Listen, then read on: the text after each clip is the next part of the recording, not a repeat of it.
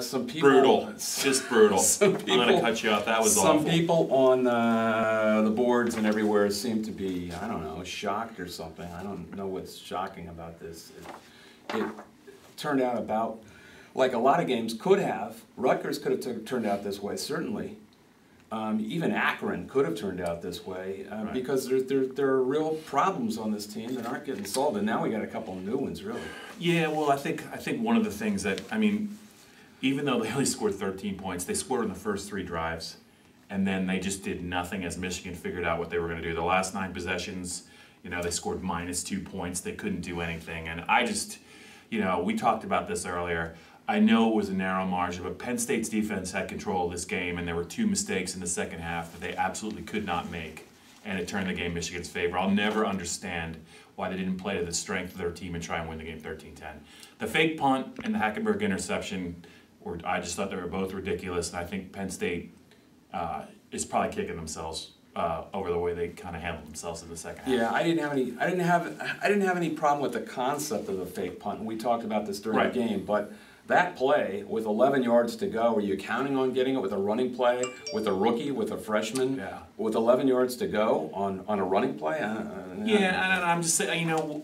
And you were saying, why do it anyway? The when your defense is was playing well, protect the 3-point lead. Gave them momentum. It changed field position. They were pinned. The next drive, Hackenberg on 3rd and 4.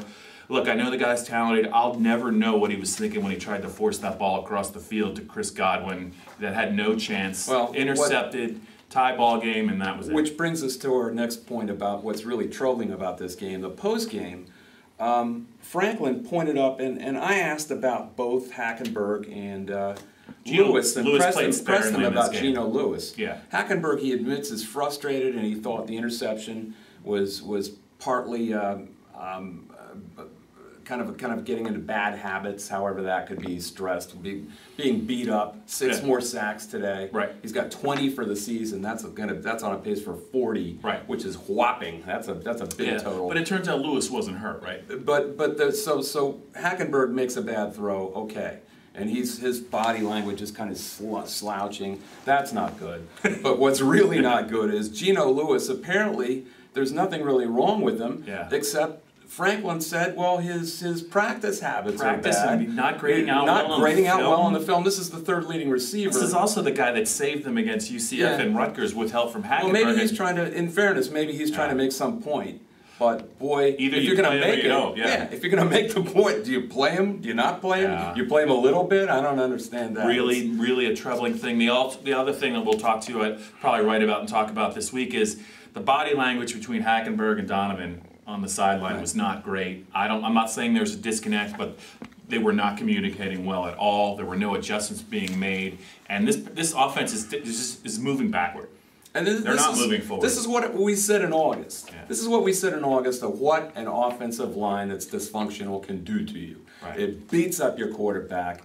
It can piss off the defense because they and I would be really ticked if I was a defense because they can get really frustrated and sometimes be on the field too long. They weren't really tonight, but all sorts of bad things can happen with a dysfunctional offensive line, and this offensive line isn't getting any better. Yeah. It's limiting the play calling. It's limiting what the offense can do, and they can't do much anyway. Yeah, at this point in the season, real quick, I just think if the defense is your strength, you know it's your strength, you try and help your defense. You don't call the game, and you don't make plays, and you got to be smart enough not to take chances if you have a lead in the second half. And Penn State didn't do it; they deserve to lose. It's old school football. They could have lost a couple of these games. Yeah.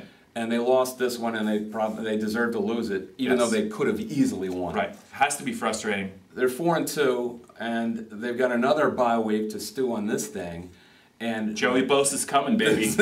This bye week better be more productive than the last one because Ohio State's coming, and that could be, it's looking like as embarrassing as last year for different reasons. So, from Michigan Stadium, we'll see you in a couple of weeks. Until then, if you're lucky. Yeah. Until then, sayonara.